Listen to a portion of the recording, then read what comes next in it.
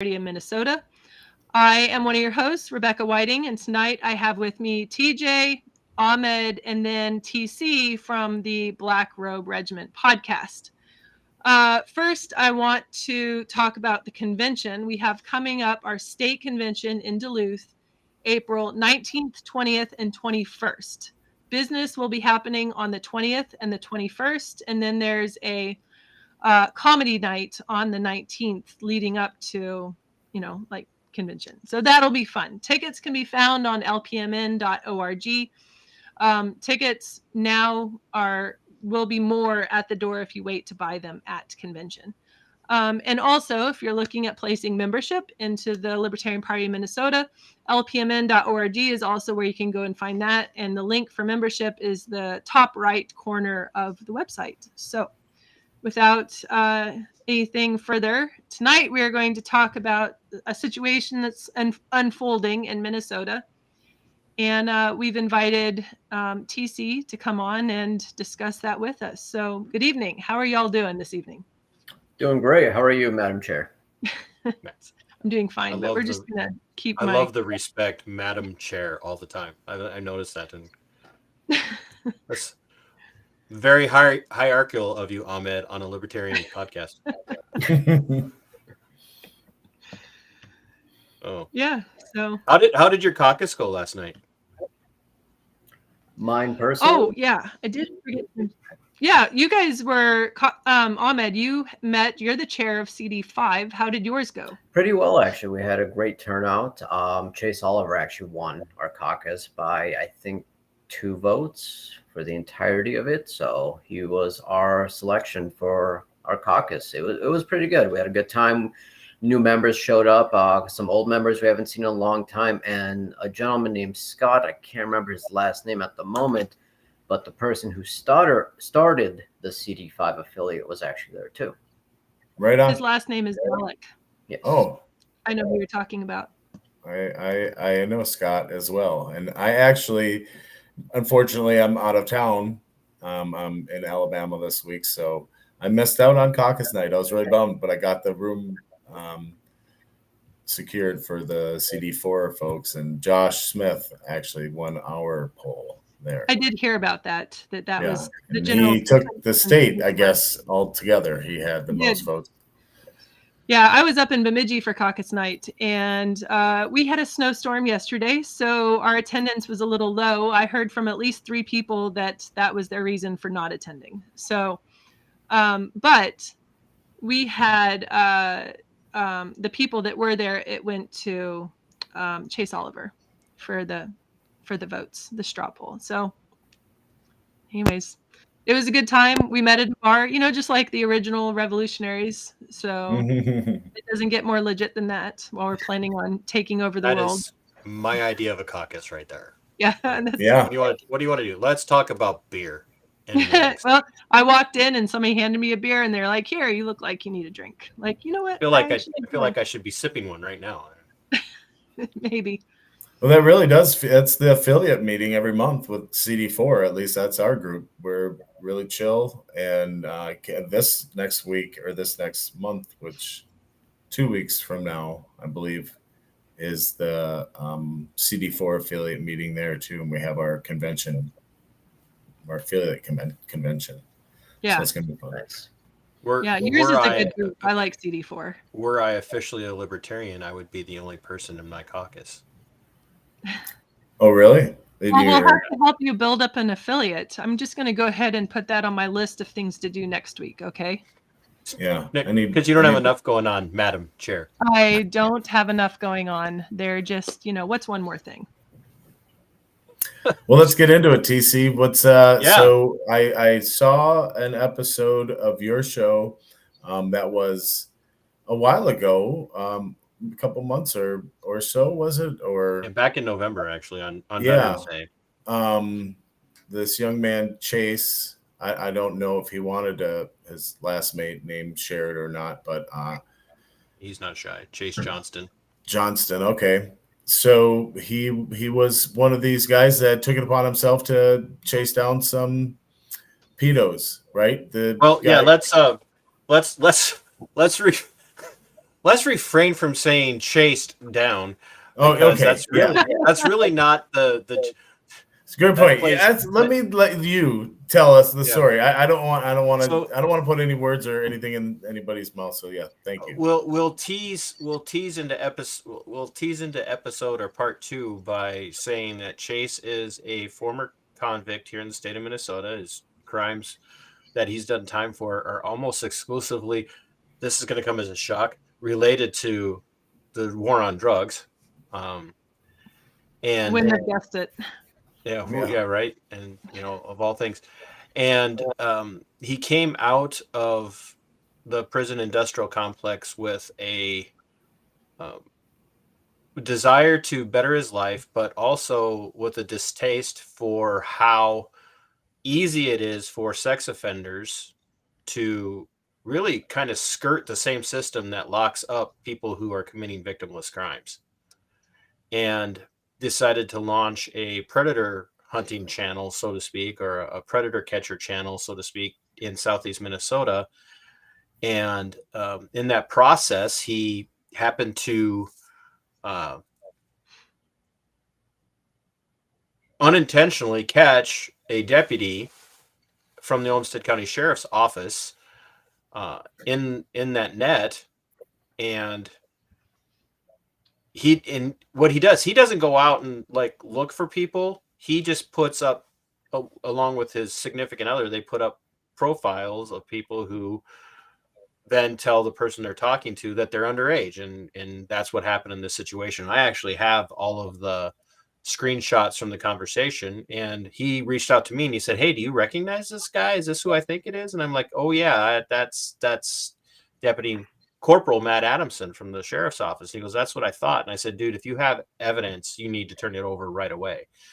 And he took it to the Rochester, Minnesota Police Department, third largest metro area in the state of Minnesota. I just want people to understand this. We're not talking about some hodunk,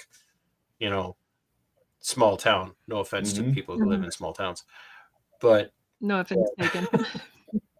and I said, "You need to be very careful and you need to turn this over." And he did that, and they did nothing with it. And a year and a half later, in an absolutely accidental sting, a Rochester, Minnesota Police Department undercover working alongside the BCA just put out this fake profile on the same Whisper app as Chase had used, and the same deputy responded, but this time they got him.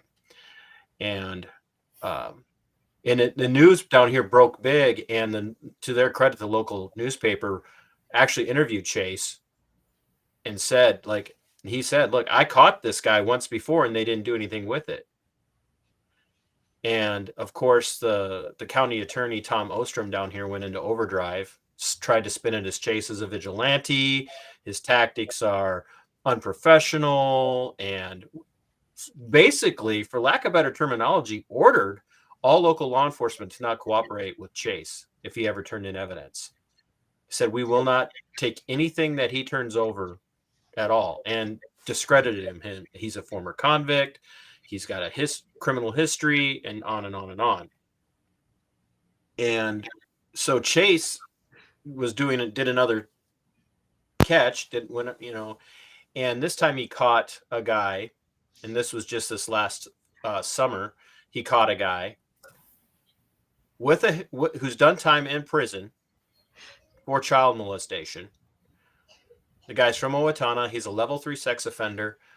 Responded to Chase, knew he was responding to an underage boy,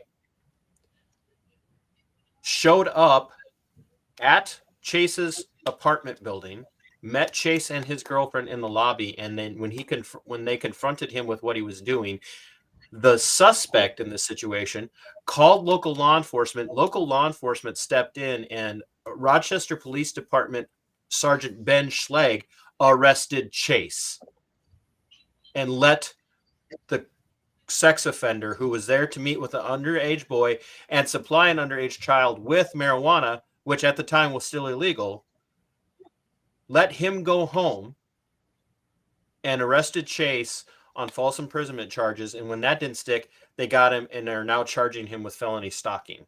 And his trial was supposed to start almost 2 weeks ago, and now it's been pushed off. Now, everybody's like, well, what's this got to do with police reform? What does this have to do with libertarianism and anarchism and minarchism and all of this? And I was listening to you guys last week, and you guys made a lot of really good points talking about the need for police reform and talking about qualified immunity and what I made notes. You guys ready? I made notes. Oh no.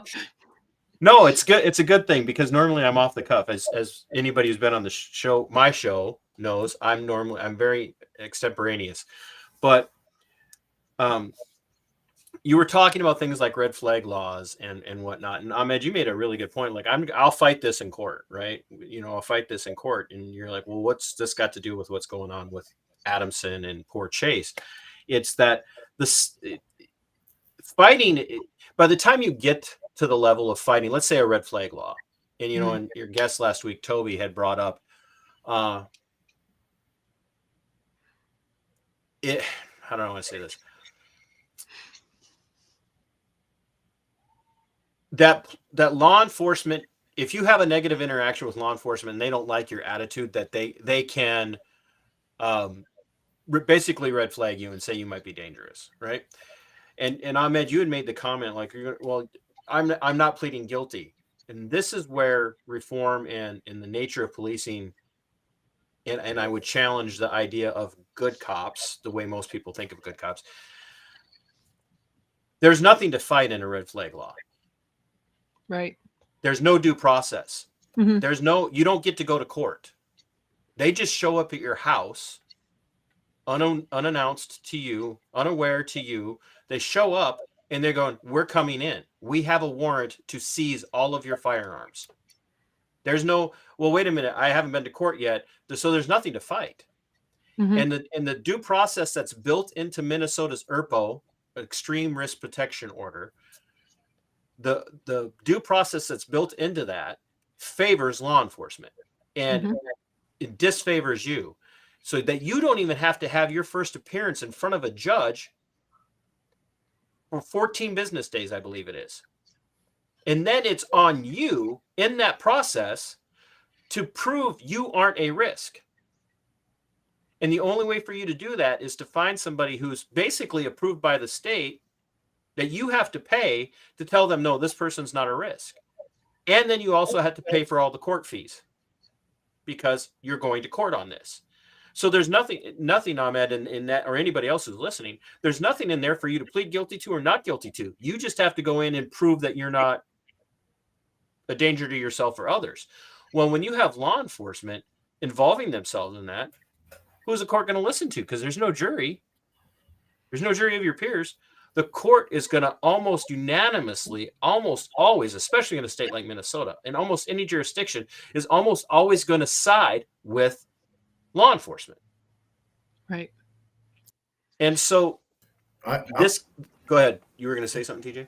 Well, no, I want you to continue, actually, because I just want to know where then does the regular citizens' rights start? And are there folks that are fighting this? It doesn't sound constitutional, right? That seems like, Minnesota Gun Owners Group, I think they're working on something against this red flag law stuff. I know they're always working against the dumb legislation that Minnesota is trying to push with the guns. But sure, this red flag thing, totally. And I'm sorry to sidetrack on that. I just was thinking of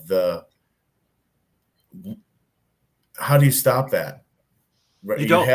You just don't, TJ. There is absolutely, now that ERPO's in place, like there's no stopping it. There's absolutely no way. So how do we challenge that with the Supreme Court, right? The Minnesota Supreme Court, I guess, could say the whole law, the whole ERPO should be gone. You just have to wait until somebody who has the moxie to challenge us in court and is willing to take the financial risk and an attorney like Upper Midwest Law or somebody to step in and say, like, this is unconstitutional. And you have to start at the bottom. You have to start at your local court the district court, and then you have to work from district. You have to work to the local appeals court. Then you have to go from the local state appeals court. You have to go to the Minnesota Supreme Court. And if you don't win there, then you got to take it to the federal district court. And if that doesn't win, then you got to take it to the Supreme Court. And then if you do win at one of those levels, then they just kick it back down to the lower court to look at it again. And you start the process all over. And all of this is happening because, and here, I'm ready. I'm going to link. I'm going to make another link. TJ, you talked last week about, like, I have, friends who are in law enforcement, or people that I know who are in law enforcement, and they're, basically all around good guys. And or gals, I wouldn't argue that. I'm sure, on a personal level, they're great. The problem is that the entire institution of policing is corrupt from the streets all the way up to incarceration level and all the way back down. And when I say corrupt, it's because it favors rule followers. And it favors people who are there just to follow orders.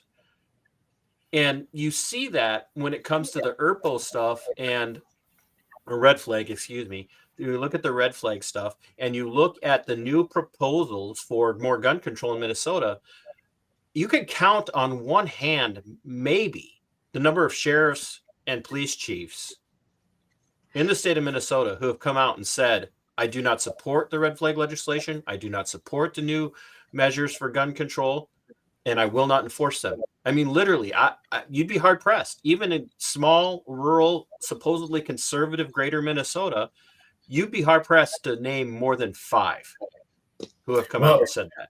Even if they did say it, they could still use it in their advantage. They're going to, right? If when it definitely for their advantage. So when it suits them. Yeah. And so in the comments, we have somebody that we all know, Bob. Hi, Bob. That says it's not constitutional, but the Constitution is just a piece of paper. And that's true. Like, for us to get to the point where this is even, like, where we have gotten to the point that we can't do anything about it because the entire system has been already infiltrated and rigged. So many other things had to have happened to get us to here. That was where people should have stood up and said, wait a second, this isn't right. And now we're here. Right. It precisely, and I'm going to paraphrase Spooner. Lysander Spooner made it very clear. Either the Constitution was wholly inadequate to do what it was supposed to do, or it was never intended to do it in the first place. Well, it always took people that were going to stand up and, like a restraining order. It is also just a piece of paper. It takes people using it and enforcing it and ensuring that it is used properly. And so we have gone through generations of people who don't have the backbone or the knowledge and understand and be able to predict if they didn't do something then where it would go. But really, I think that for a lot of people that they're too comfortable. They're just too comfortable, and they're putting their own comforts ahead of the future generations because they didn't stand when they had a chance. Now we're at where we are, where we can't even stand anymore. And we're on the definition of good cop and who is a good cop, who's a bad cop. I mean, we all know a bad cop when we see one, right? I mean, right. Let's go back to May of 2020 and that particular situation that took place in a particular part of Minnesota and a particular holiday. And you look at that and, post the incident, it's now come out that individual probably died of a drug overdose. Mm-hmm. Right. And now you've got 2 sides. You've got the all cops are bastards side, and you've got the back the blue at all costs side arguing about which person was at fault there. Right. And I'll look at you and I'm like, that person was at fault. They OD'd. But you know who else was at fault?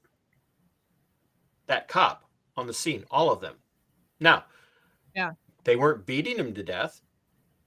And the other 3 that were there weren't doing anything. How did they contribute? Well, now you might look at them and go, they're friends and family, but they're good cops. And the guy that's like in prison and got stabbed for this, like, he had a great long storied career, and yeah, every cop's going to get, complaints and, against them. And a lot of times that's all made, and it's made up. I spent almost 13 years in the law enforcement world. Like, I could tell you that false reports of your negative behavior happen all the time. They do. They happen all the time. And you got to go through and you got to explain to your supervisors, the lieutenant, the sergeant, whoever, why, yeah, we did have this conversation, and on and on and on. But all cops are bastards. People would have you believe that those were all bad cops based on just they were racist. And the back the blue at all costs would have you believe they were all good cops because they weren't, beating him. They didn't strangle him. They didn't. No. In that moment, they were all bad cops because not one of them stopped that guy from showing depraved indifference. He knew the guy was struggling. He knew the guy was having a hard time breathing. He'd been trained to recognize the signs. I guarantee you he'd been trained to recognize the signs of something like excited delirium. Right. Or overdose, but did nothing. Why? Because even in the good cop mentality, it's us versus them, and you're accused, therefore you're a criminal, and I don't have to show you the same humanity that I would show a rape victim. And sometimes even the rape victim gets treated like a criminal. Yeah. And so I'm not an ACAB person, but I'm going to tell you that my definition of what a good cop is probably far different than even the normative libertarian mindset.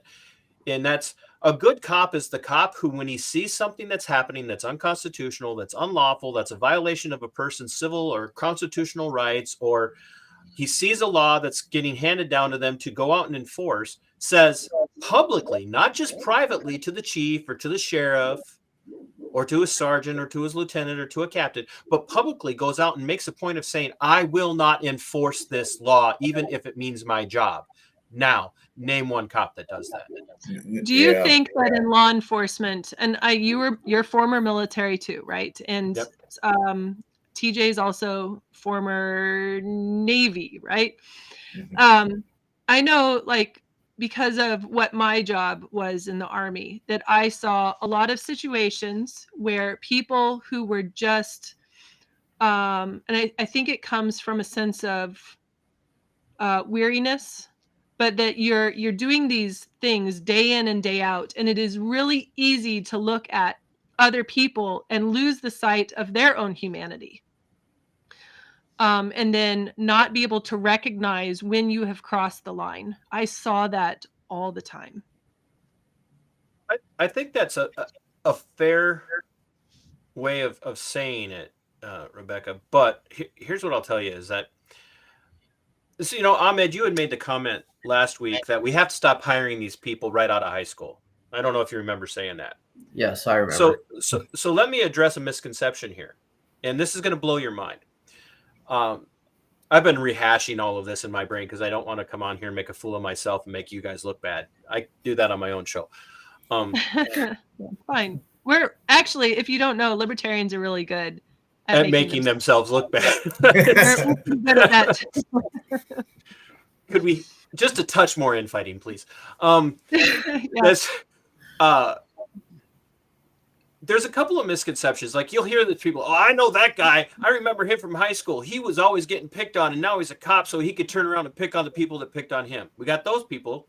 And then we got the other people that are going, I remember that guy. He was always a bully, which is why he's a cop today, so he could keep being a bully.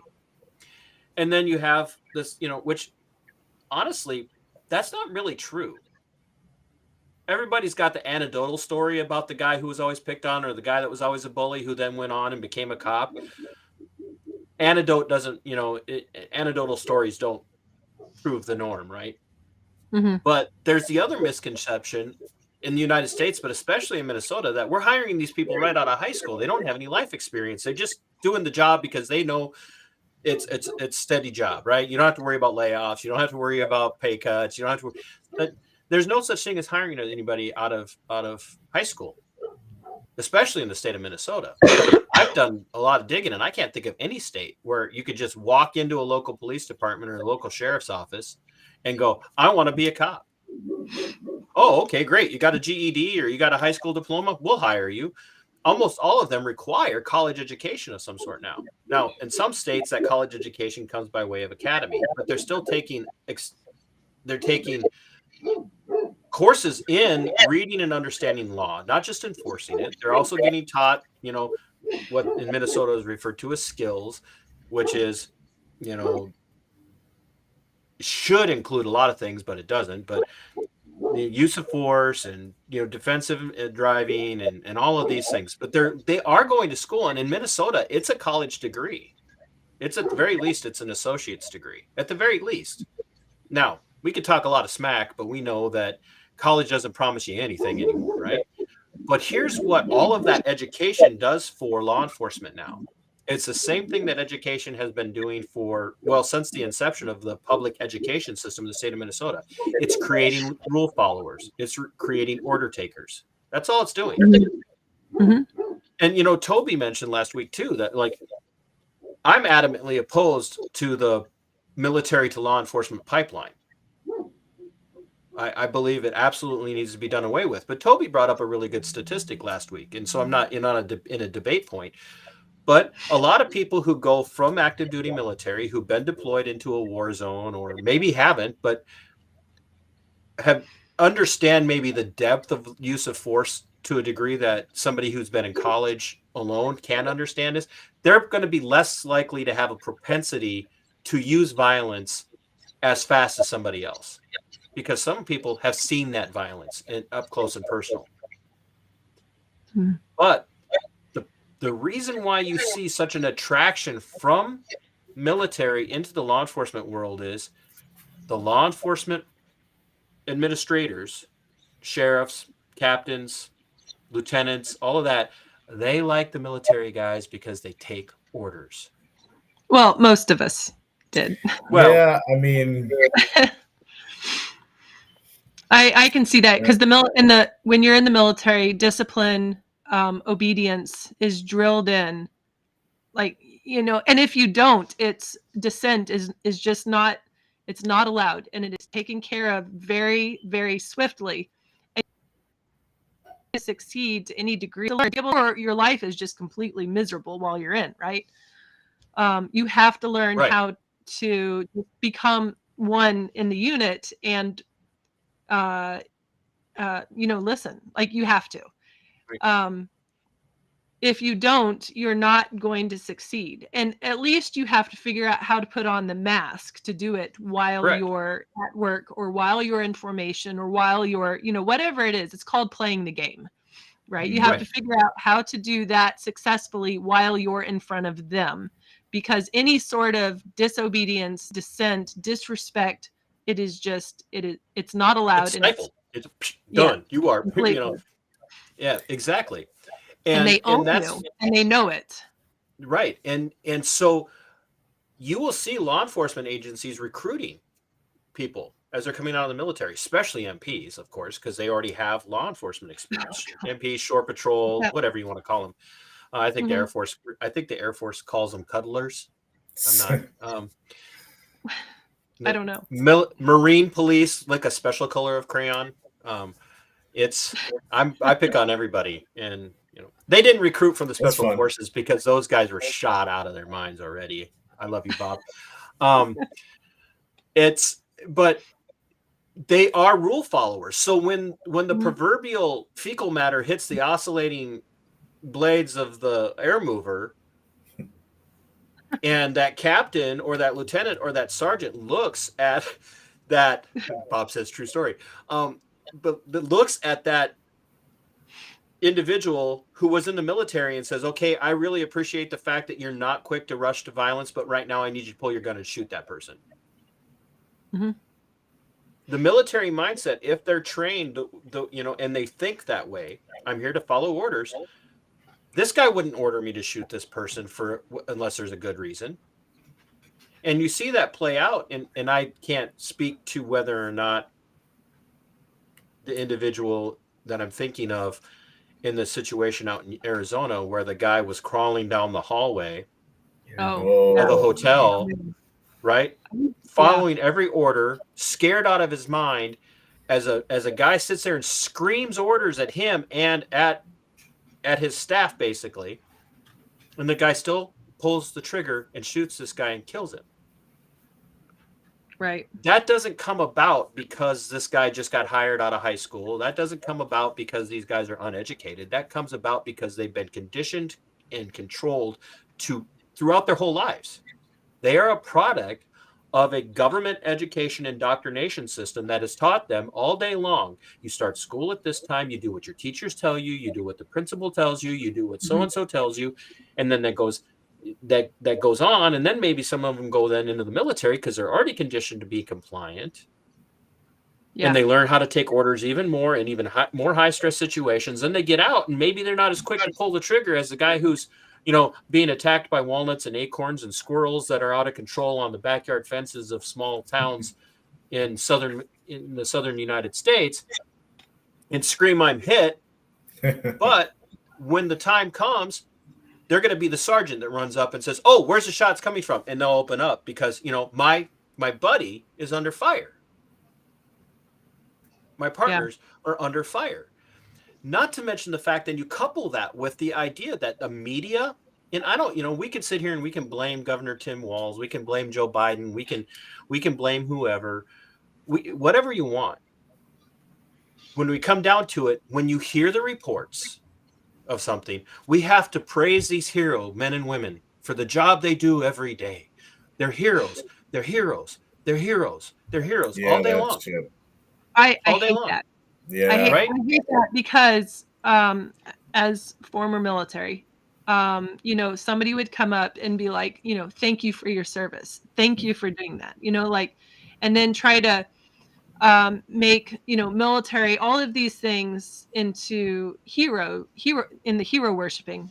And, if you're a self-reflective person, that's just for me, I am very uncomfortable about that kind of thing, especially knowing how the military was used, for instance, in Iraq. You can't say that because the U.S. Army or the U.S. military as a whole was in a place where they never should have been and acted heroically because of circumstances where they never should have been there, and then say, but you were a hero for that. Yes. It's incompatible. Right. Absolutely. And that's what we see is the hero mentality. So yeah, of course, when you're looking in high school to go pick a career, if you're not going to the military and you're kind of in that mindset of, I want to be a patriot and I want to be a hero to my country and to the people around me, you're going to pick something like law enforcement, right? You're going to pick, because whether you recognize it or not, you're looking for that adulation. You're looking for that mindset of, look at me, I'm doing something for my community. I'm a hero because I've been told these people are heroes. And I was there. I was a bootlicking statist for a long time. And it took my personal run-in with the system. And that started the day I started my career. And I started to see things like these guys like Chase get busted for drug possession, personal use, get caught in the system, and the system just keeps them trapped. So I started to have that run-in with it. But then I also started to see other things going on in people. Like, you wouldn't talk to the person on the street that way. And I worked on the detention end of the sheriff's office in Olmsted County. So I'm intimately familiar with the individual that was arrested here in November of last year. I know him very well. But I was just seeing people laugh at stuff and do things that I'm like, your humanity has been removed from you because as a mindset, every yeah. And I don't know if you caught that. It says that they lost connection to me, but everybody.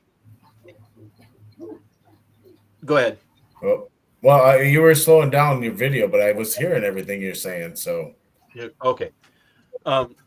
So you start off every day, every shift. At the end of it, you hear, on all the TV shows, but it's true.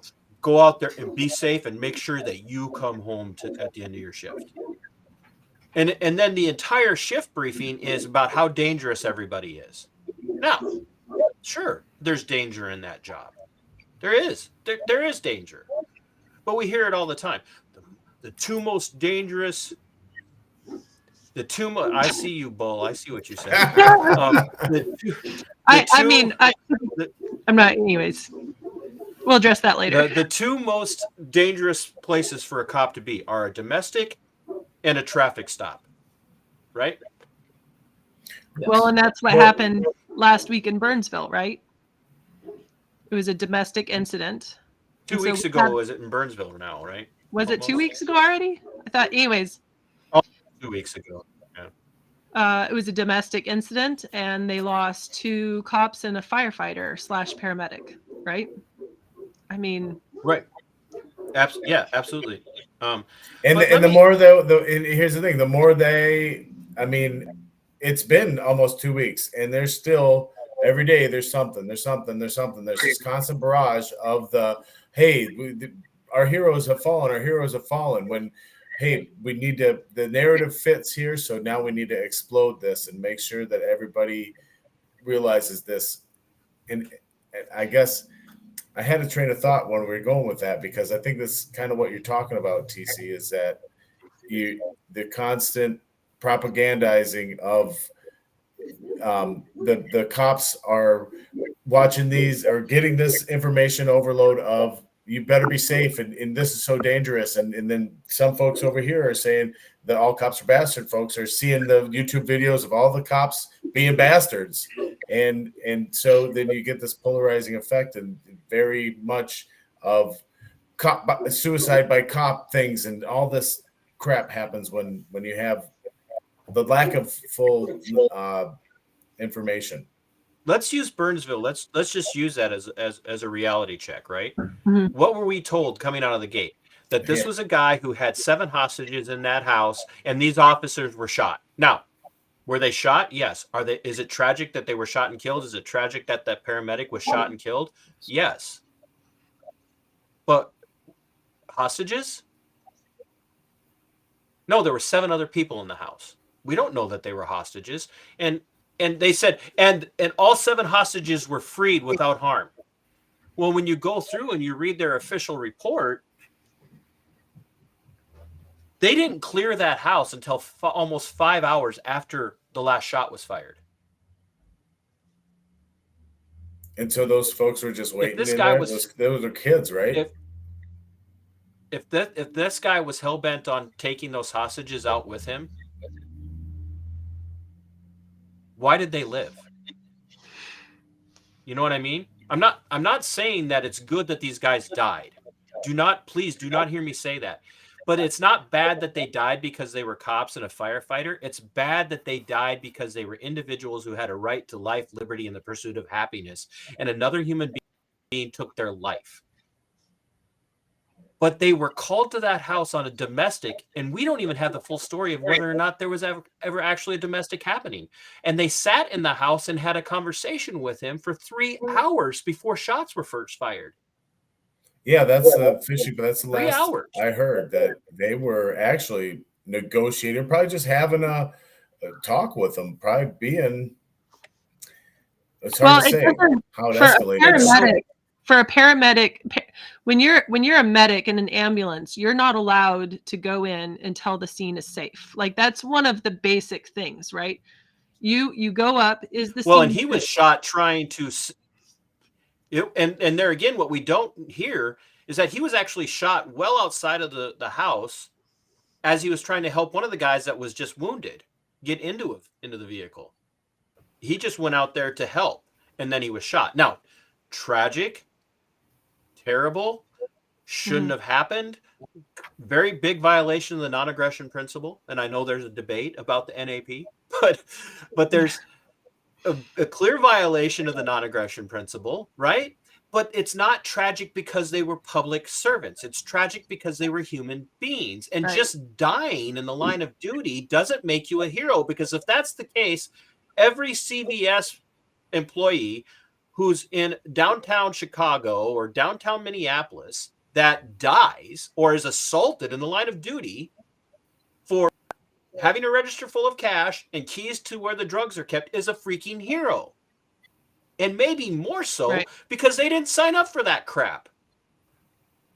But when you put that uniform on, you know you're going out there to put your life at risk if that's what it's called for. But as somebody so eruditely pointed out last week, the Supreme Court has said police don't have a duty to defend you or to protect you from criminals. Their job is just to come in and sweep up the mess and then claim heroism at the end of it. Where do you think that this all started? Like, how long ago, or where did this? I know, at least for like I don't know. Have cops always just? I'll tell you. I know where your question's going. Daryl Gates in Los Angeles. Yes, I was going to say that. That's where the protect and serve, motto was basically created, was in Los Angeles, because cops were literally beating the hell and killing people all the time. So they needed a motto. So that's where the whole protect and serve first started, was in California. And that's the one where there was like 7 and like the VHS, the first like homemade video. Oh no, this goes back even further than this. This goes back to the late early 60s, early 70s, like, with the very inception of, and this is because it brought in the militarization of the police, because prior to that, your policing was kind of community oriented. You walked a beat, you knew the people in your neighborhood, and that's how you kind of controlled crime, is because Officer O'Rourke down the road knew everybody by name, knew everybody by face. And it happened again. I don't know what's going on. No, I can still hear you. Yeah, you just froze.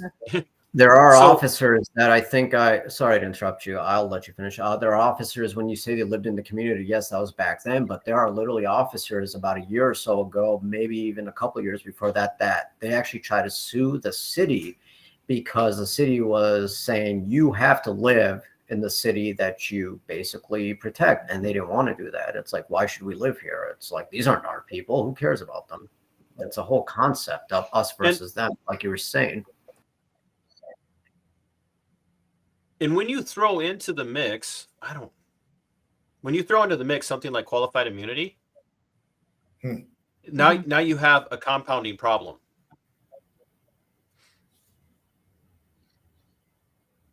Yeah,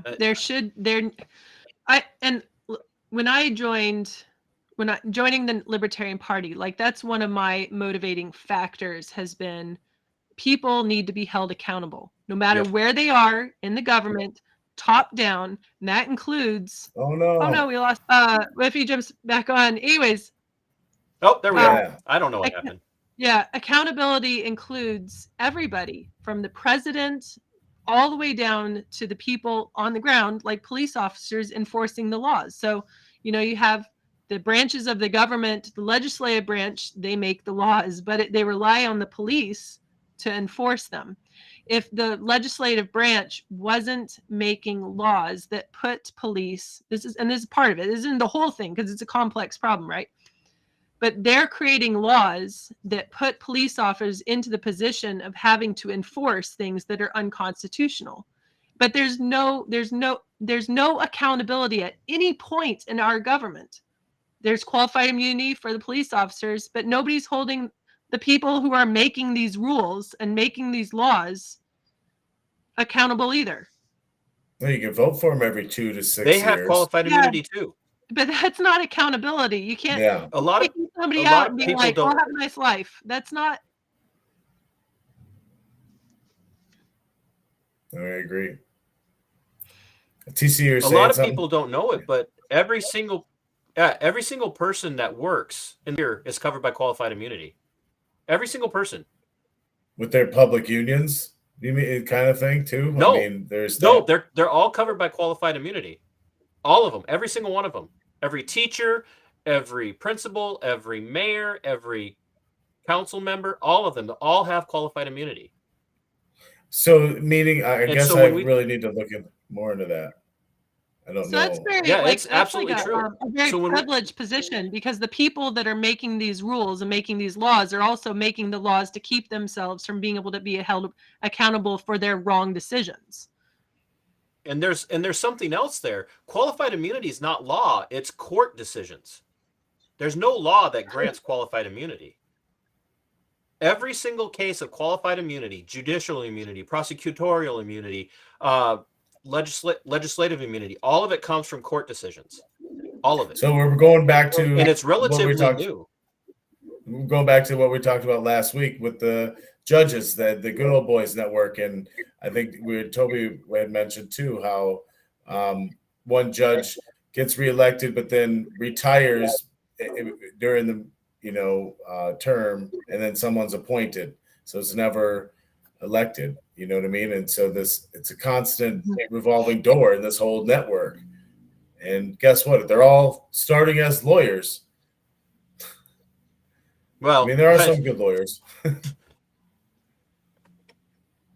Yeah, rules for thee. Well, yeah. And that's how we end up in a situation where we're looking at Chase now facing prosecution from a police department or from a prosecuting agency like the Olmsted attorney's office.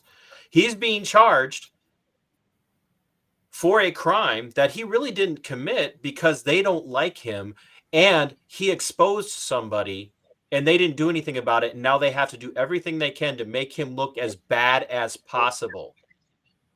Oh, and it is really easy to plant, like if you're in a position of authority, it is really easy to, create something.